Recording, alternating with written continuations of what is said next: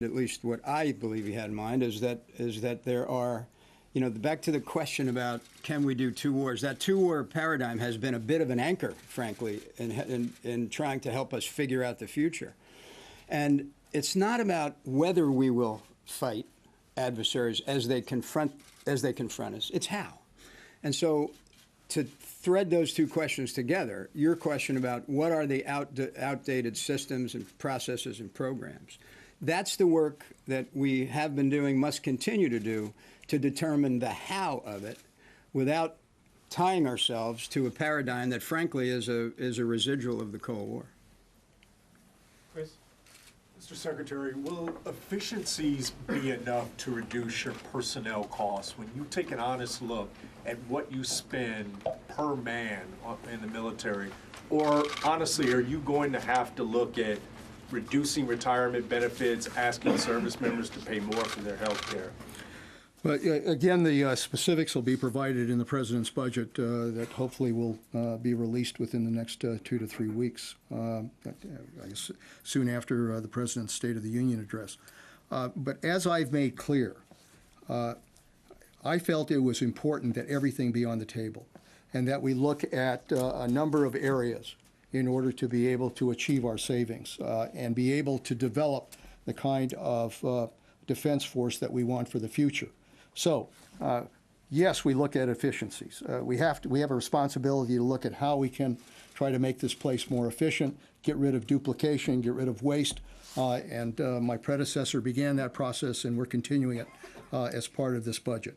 That's a significant part of the budget that we've worked on. 2, we've got to look at the whole area of procurement and weaponization. And look at all of those areas, those tremendous costs associated with those areas. We want to make sure that the weapons that we select meet the needs of the defense force that we're building. That's a key. But clearly, that's another area that was reviewed. Thirdly, the area of compensation. That has been an area that's increased in terms of cost. We want to maintain the quality of benefits that flow to our troops and to their families. That's a key red line for us. We're going to maintain those. But at the same time, we have a responsibility to control costs in those areas as well. And that's part of what we will present as part of our budget. And then lastly, force structure reductions. All of those pieces are part of the budget. And you'll see the decisions associated with that when the budget is revealed. We'll have time for 2 more questions. Phil? First of all, what's the reaction that you've been getting from Congress in your conversations with them on this plan? And on the issue of sequester, the sacrifices that the military is making, downsizing, will that be enough to kind of sound enough alarms to forestall sequester, or do you think that some other action is going to need to be taken, or is the military going to have to give up more, sort of as a half step between now and the end of the year? I've made it a point, we've all made it a point, to stay in close consultation with the members of Congress that we deal with on the key committees up there. And I've spent time sitting down with them and their members, briefing them on the discussions we're having, briefing them on the defense strategy. I briefed the chairman yesterday as well, and the ranking members with regards to the strategy that we're working on. I think all of them recognize the challenge that we're facing. All of them recognize, how tough these decisions are. But I think all of them also recognize that we can do this in a way that protects our national defense and that establishes a defense force for the future. So I'm confident that, that as we work through this and ultimately as we reveal the decisions on the budget that reflect the policy we're putting out there, that there are going to be members that will clearly not support some of those decisions. I mean, that's the nature of making hard choices. But I think overall, because we've based this on strategy, because we've based this on a policy of saying this is the kind of defense force we want for the future, I think that within that framework, if we can all stick to that, and if we can all use that as the basis and the foundation for the debate that's going to take place, I am confident that ultimately Congress will support what we're trying to do. Last question, Jennifer. Sir, let me follow up on what David Martin just asked. The strategy talks about moving away from to potentially fighting two land wars simultaneously. You mentioned the tensions in the Persian Gulf. Clearly, the Iranians know that the U.S. is fighting a ground war in Afghanistan until 2014. Are you saying with this new strategy that fighting a land war in the Persian Gulf, in Iran, for instance, is off the table as a result of this new strategy? I want to make sure that I get a shot at this one because,